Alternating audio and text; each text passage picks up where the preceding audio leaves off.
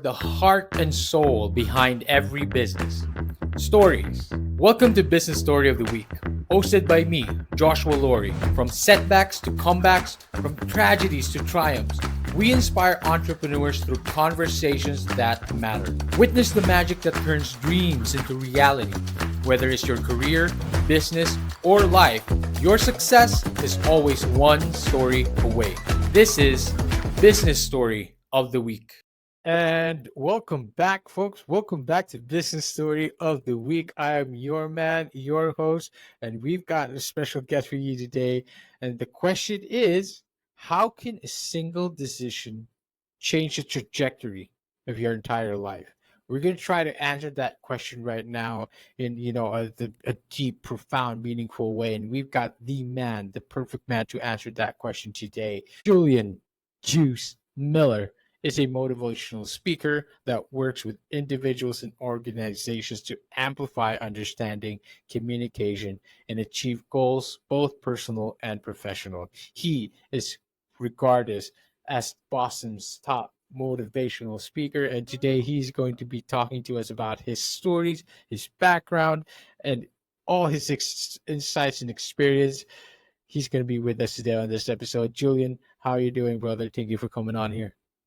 Hey, I'm doing great, man. Thank you for having me. I appreciate you for reaching out and, having me. We international, baby. This is another level. Yes, we are on another This level is another today. level. I mean, Julia, it's great. I love the energy. I love that you putting on here, and thank you for, of course, agreeing to come on the show today, Julian. It's we can get a lot into this right now. We can get a lot into your motivational speaking and all that, but before we get into that, Julian, your story is incredibly powerful. Your backstory. We need to get into that.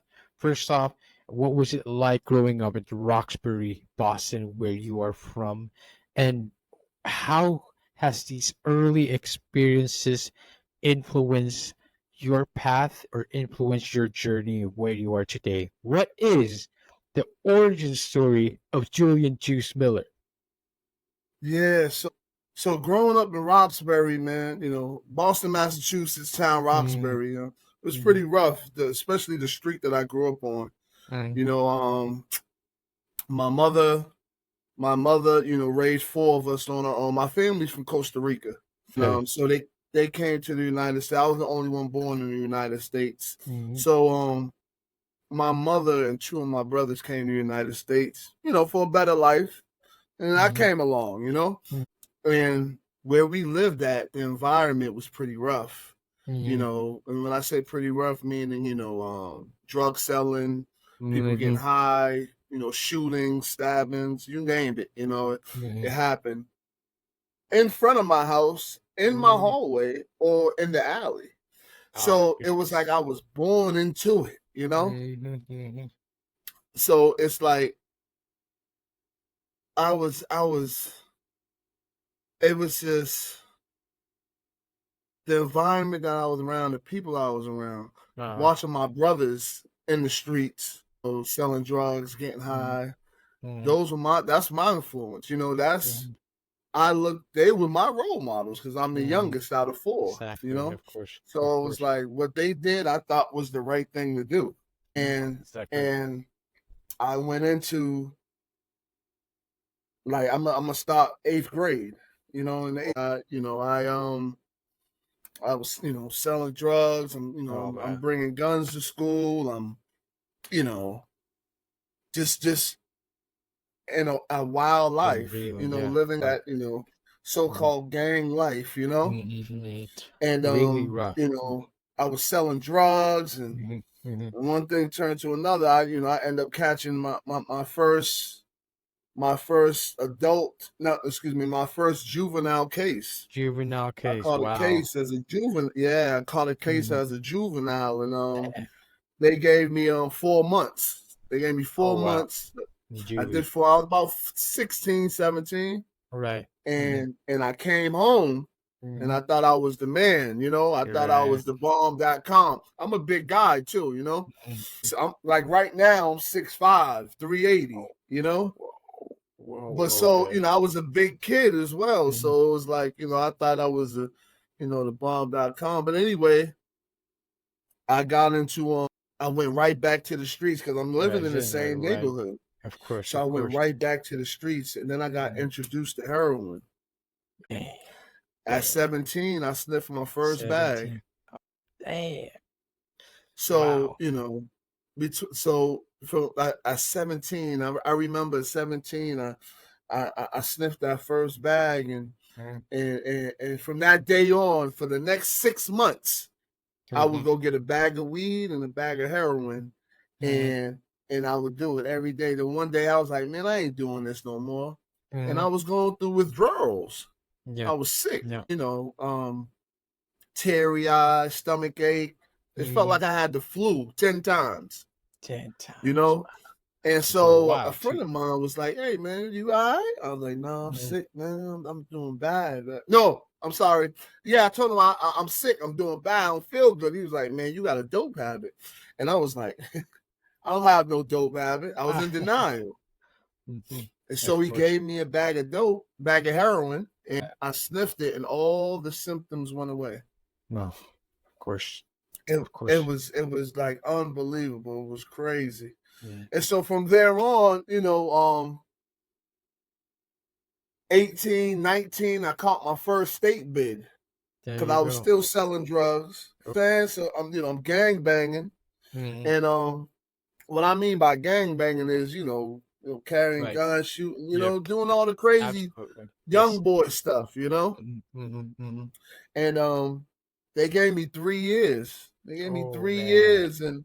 in the state prison, Mhm. and Damn. that was from '98 to 2001. Wow. Wow. So when I got locked up, man, it was like when I went to get sentenced, Mhm. there was nobody there but my mother Mhm. and my brother. All these so-called friends and none of them was there. No, no, no. Nobody was there, man. And Damn. and it's like, That was it. so when they took me upstate to Mhm. the state prison and they closed that door, man, I just started to cry Damn. because I'm like, look what I done did. Mhm. Not only hurt myself, it's a ripple effect. I hurt Yes, of myself, course. my family, all my Yes. loved ones, like the bad decisions that I made Mhm. not only hurt me, it hurt everybody else, and Yeah. I didn't know that. I didn't care at the time because I didn't Yeah. love myself. Yes, of course. But of course, back then, Julian, I mean, it was a rough life. It was a rough early life that you lived, and you didn't know any better. Like all the Right. people that was around you as well. You were dealt with a bad card, and you thought that this was it. It was the life, and this is the only life you knew. And of course, you tried to live it the best way you could as well. And but at the same time, it led you to paths that you didn't think was going to lead you to prison. I mean, no one wants to go into state prison, right? No one wants to hurt their family, but it's of course, family's always there. It's great that you still got to get their support throughout all that, and like you said, your friends, they weren't around. None of these friends of yours and your gang members, they weren't around, but your family was there. They were constant. And Julian, of course, thank you so much for sharing this story. I know it's hard, it's difficult, but at the same time, you've overcome. You get to tell the story today, and it's a blessing to get to Hmm. tell that story today. It didn't end there though. Yeah, oh, it didn't end there, not yet. That's Ooh, okay. Before you get there, okay, we need to get on a little bit about that. Okay, talk to. But you said it didn't end there. Talk to us a little bit about that. But slowly and surely, if there were if it happened between that transition or the next few chapters in your life, what happened next? But what was the turning point really that made you decide that was it? This is it. I gotta stop, and you need to turn your life around and start pursuing a path of positivity and motivation. But before that, what were the chapters that came before it? Before you truly realized? so so I came home 2001. So I was like 23, 24, with no plan, no purpose, no nothing. I came home, and I got a job, and I try to make it happen, and but I still was hanging in the same neighborhood. Mm. I was hanging around the same people. I thought I could just chill by the liquor store and won't interact with them, right? One thing led to another. I ended up relapsing again. I relapsed I had my daughter in 2002. Okay. Right, I had a daughter 2002, thinking that was going to slow me down, but I ended up relapsing. And when I relapsed, I went harder. So I started heroin. I started shooting heroin. I was homeless. I was panhandling. I was sleeping in hallways. Right, like it just took a bad turn. Right, and so I'm gonna fast forward to 2006. I remember I was sitting on a corner and I was dope sick. And a friend of mine came up to me and was like, "Hey, you all right, man?" I was like, "I'm hurting, man." And he was like, "You want to go rob a bank?" And I looked up because I was sitting down. I looked up at him. I said, "You must be crazy, man." I said, "You must listen." He said, if you want to change your mind, I'll be on the terrace. Whoa. The terrace is some apartment buildings. Mm-hmm. Yep. 20 minutes later, I went up on the terrace and knocked on the door. And let's go do it. Oh, man. Oh, man. And I said, let's go do it. So we went and we did it. And guess what happened? Got caught.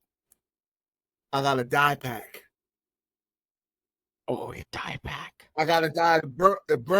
It burnt my leg. A big cloud of smoke was in the car. It was a mess, right? I got $100 out of that. Out of all that, I got $100. Right? Now, I wasn't going in there with no gun. I was just writing notes. Yeah. So I was like, man, and I went in there barefaced. I went in there just like this. Right? And so I was like, man, they gonna catch me for this one. I might as well keep going. So I ended up I robbed 14 banks after that. Yeah. I did I did 9 in New York. 9 in Mass and 5 in New York. Oh, wow. And so I ended up getting caught up in New York when I went to Rikers. Okay. They sent me to Rikers Island. It was 2006. I went there and it was a blessing that they had methadone there. So they gave me methadone to wing me off of my, when I'm going through withdrawals and all that. Yes. So they winged me off, gave me 60 milligrams and winged me off. And then I was the last time I touched heroin. So I've been clean. I've been clean for 18 years now. Let's go. Congratulations. I've been clean for 18 years. So what I decided to do, I decided, to work on myself while I was locked up. I started to love myself, because, I'm ready to, I was ready to prepare myself. This is the turning point right here. I got a purpose. I got a reason now, and I got a why. My why is my daughter, right? Yeah. So I got to get back to the streets. I got to work on me so I'll be good. So when I get back to the streets, she'll be good, Yeah. So I went and got my GED, my apprenticeship in culinary arts. I took anger management classes. I took drug classes. Crochet, you name it. I did all type of stuff. Crochet. I did everything I could to work on myself, man. And I came home 2014. Wow. I came home 2014 and I started from, I went and got a job. I started from a dishwasher to a prep cook to a cook. I was a cook at Applebee's for 8 months. And then I was like, man, I know I can do more. I know it's more in me. So I went and got my CDL license, commercial driver's license. All right. Okay. So I was driving trucks for about 8 years. And the last 5 years, I've been doing motivational speaking. I've been going to, high schools, colleges, rehabs, sober houses, corporations, you name it, man. I've been there. I'm just, the thing is, right? My story, by me sharing my story, right? Yeah. It can change somebody's life. That's true. Right? And everybody I meet, whether you a top the president all the way down to Mm-hmm. a guy sleeping on the streets. I'm gonna share Mm-hmm. my story That's it. because you That's never it. know what the next person's going through.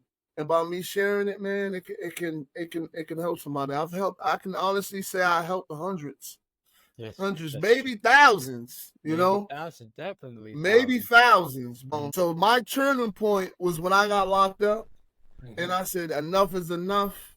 Mm-hmm. It's time for me to start loving myself. It's time for me Mm-hmm. to start, you know, I had to find that why, and I Why? found the why. The Yes, why was my daughter, that's That it. That's why is it. your rod and staff, man. Oh, It and pulls just you through. She pulls me through everything. Like that is I that. go through things too. Ain't nobody Mm-hmm. perfect. You know what I'm Of saying? course. Mm-hmm. Ain't Mm-hmm. nobody perfect. So it's just like I remember one time like 2021. I went through something. I lost my mother. I lost my brother. I lost my job and my apartment, right? And two of my best friends, all in like 8 months, Oh man, right? I'm so I sorry could have about that. easily gave up on life. I could have easily just been like, yo, man, I'm done. I'm gonna go get high. But I didn't. Why? It's because of the people I surrounded myself with. They say birds of a feather flock together. You roll with 8 losers, you'll be the ninth loser. You roll with 8 winners, you'll be the ninth winner. Let's go. That So is I had true. a strong support team around me. My girl, it's like it was. Well, she wasn't my girl at the time, but she was part of my support team. Yes, of course. And it like that. It That's worked out. what kept That's me it. going. That's what That's it. kept me going. That's you Mm-hmm. need that. You You need that. need You, people in your life that are doing better than you or heading the same way you going. Because if you hang around people that that's they it. ain't doing nothing with their life, you Of course. eventually you won't be just like them. Exactly, and it goes back to the upbringing that you had, the environment that you grew up in. Of course, that was it, because that's what you were surrounded with. But again, it goes back as well to to family. There ain't no better motivation than family to put you through, to pull you through, and motivate you, and put you on the right path, and give you that motivation to set yourself straight. And man, Julian, you were in line that it didn't end there. You went all the way. You went on to the 14 bags, man. Like, bro, it didn't stop. Like, oh my goodness, like what a story. I mean, 14 bags. How long would you how long were you in prison for after that? What was So it? my last they get I did 8.5 years. That's a My long last time. bid I did, yeah, I That's left a that out. I'm long time. sorry. My last bid That's fine. I did 8.5 years in the feds. So you truly lived that Boston life, huh? Doing all that bank robbing and all that, Yeah. Yeah, you I mean, heard about it. Yeah. yes, but Julian, you pulled through. You pulled through. That's it. And you surrounded yourself with the right people. You surrounded Hmm. yourself with the right motivation. I love that you keep bringing up. You started loving yourself. You started accepting Yes. that the life that you were given wasn't the one that you asked for, and you just grew up into it. But then you started accepting that it isn't who you are. Your mistakes are not who you are, and you Hmm. have the chance. And everyone, like everyone else, has a chance to help everyone. But like you said, you've helped thousands, but you started with the one. You started helping yourself first. And that, I think, is the most Absolutely. important part. Now you've taken this experience, you've taken that transformation. You're now one of Boston's top motivational speakers. And that is the Yeah. path, the career you've taken. Now, talk to us a bit about this transition. What inspired you to start motivational speaking, and what makes you unique? How do you stand out with connecting? How do you connect with your audience to make a lasting impact? Wow, that's a great question, man. I like that. So how I got started was I also do poetry as well, right? So I Yes, went I, that I was my went next I went question. But okay, gonna do that. yeah, to a open Right. mic Okay. session, and there was an English teacher there. He was doing poetry too, and he Wow. was just amazed at the fact that how I memorize my poems and how it's a different technique from what he's Yeah. doing. Yeah. And he was like, man, he pulled me to the side and was like, um, he's like, man, I love your poems, I love your style, do you have any interest of coming up to my school to share your poems with my students in my class? And I was like, yeah, sure, I'll do it. Absolutely. So I went up to a school. They said we set it up. I went up to a school and I spoke for about 45 minutes. Well, actually, I did 4 poems. And I just told them a little bit about myself, right? I told them a little bit, right? And I did 4 poems, and time was up. And so the next day, the teacher reached out to me, and he said, man, them kids loved you. He said, I've never seen my kids so, focused, Right. paying attention. He's like, they usually be on their phones and, talking. And he was like, you had everybody's attention. Wow. He was like, man, that is a gift, man. And so from there, that day on, I went back there again the next year. Cool. Wow. And I was like, man, this is my calling. This is what I want to do, And then I started reaching out to schools. And then, I started, reaching out to rehabs and, people started, seeing what I was doing and they started reaching out to me. And I was like, this is it right here. This is it. You love it. And so how I connect with them, how I connect with the crowd when I speak, I play a song. You do. You drop some bars up in there. I play a song. You know what I play? What song I want to rock with you. I want to rock with you. Michael Jackson.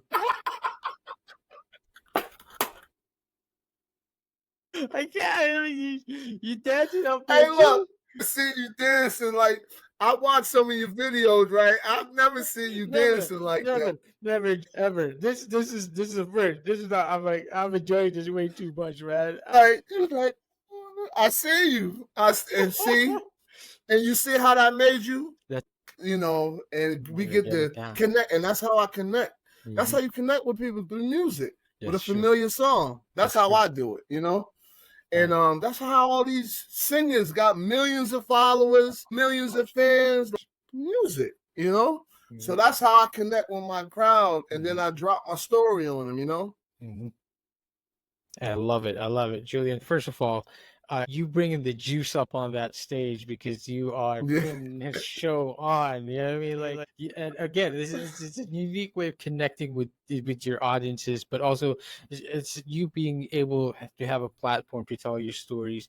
It's dope. It's really good because you get to tell these stories in an important, meaningful manner to people who might need to hear them. And that's what really motivational speaking is about, because you could start, you could tell people that people who are not otherwise could not be able to tell their stories, they get to live that through you to people who motivate them to talk about their stories. And I love that you also started off with the poetry, right? You started off with spoken word poetry. You talked about it and you captivate audience, and it's a great way to, again, you found a gift. And like they all say, gifts are meant to be shared, and you're sharing that with thousands today, and you're helping people. And I understand that not just with motivational speaking, you've also created the Positive Juice Poet Group. And saw him on Facebook, and you talked to us a little bit about that one. How has it helped you and others in spreading positivity and motivation? And I understand this was especially during the pandemic. What was that like, and what was it like putting that group together? Man, let me tell you. So during the pandemic, right, it was this group called Quarantine Karaoke, right? Oh, yes. Yeah. You know about it? I heard you about heard of it. Yeah, I heard. Never been into it, but Quarantine Character was it in was your like area? It was like 700,000 followers on that group. Yeah, big during group, during the pandemic, right? So it was a guy from Maine that started it up, right? And just because we was all on lockdown, and but I was an essential worker. I was still driving a cement truck at the time. So what I did was a friend of mine sent an invite so I can go on Quarantine Karaoke. So I ended up going live one day, right?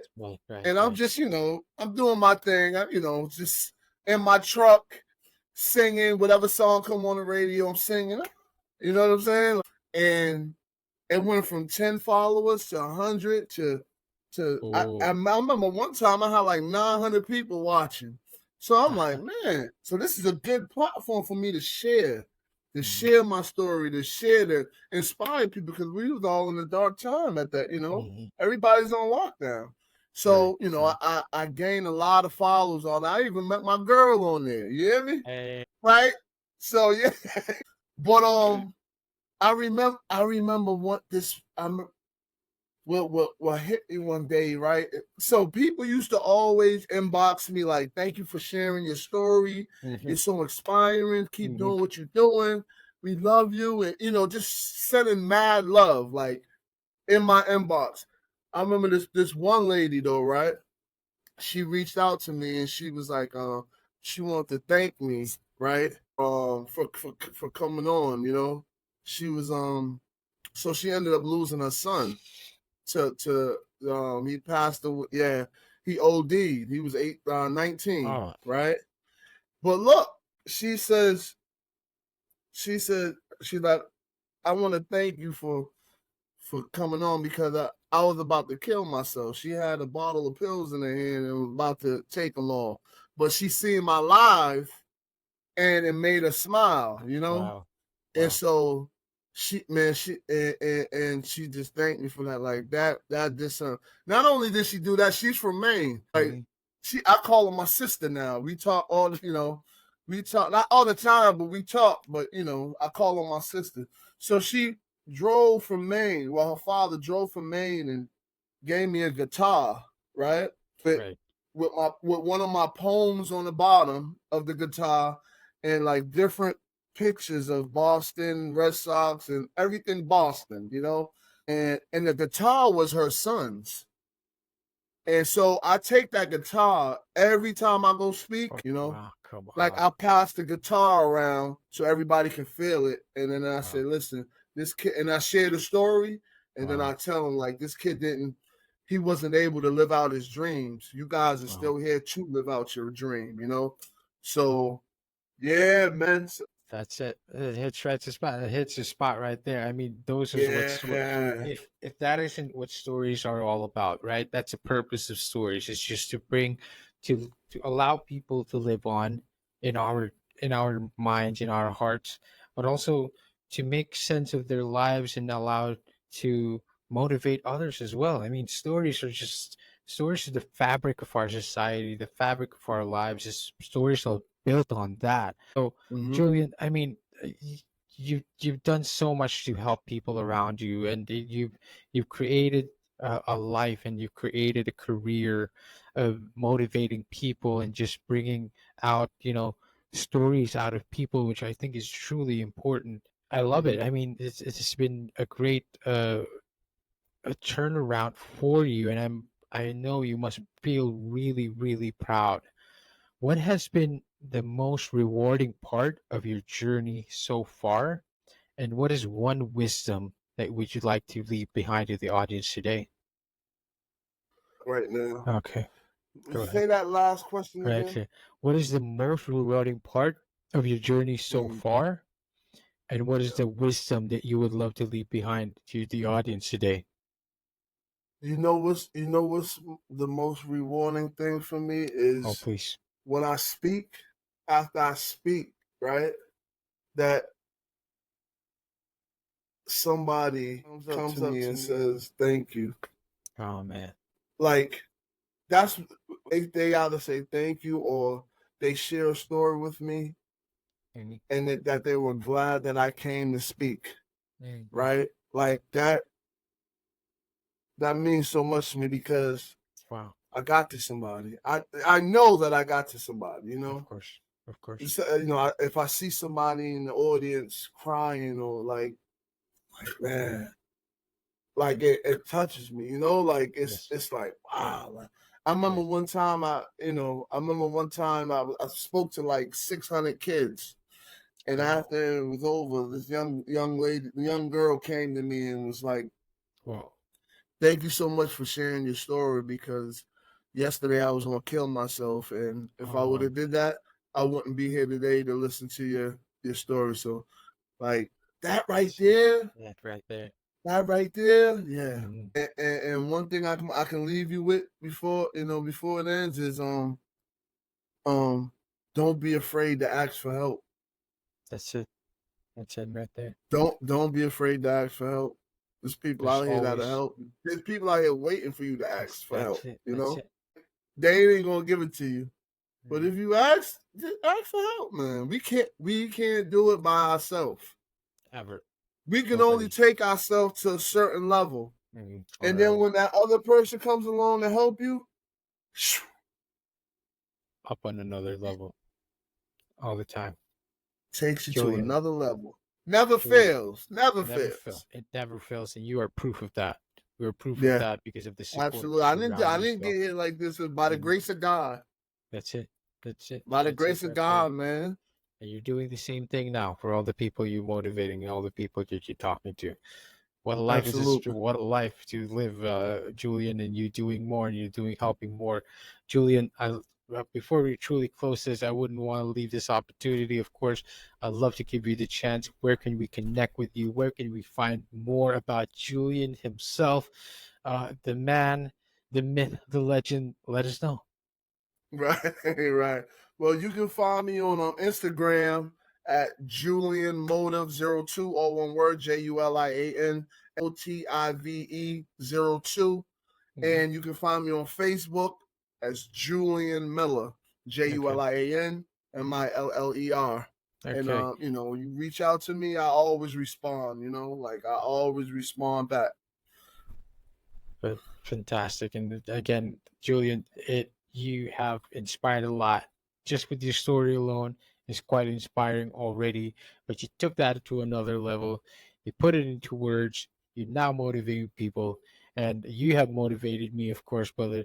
And to all our audience and listeners out there, I'm sure they feel the same, and I hope they take the same value as I did today in this episode. Julian, brother, thank you so much for coming on. And thank you for having me, man. Fantastic. To all our audience and listeners out there, thank you for listening to this episode. I hope you guys enjoy it. See you on the next one. All right, so here's the thing. We try to get a little bit better every day, but we can't do it without you. So if you like the video, make sure to like and subscribe below. And if you have any comments, just leave them in the space under.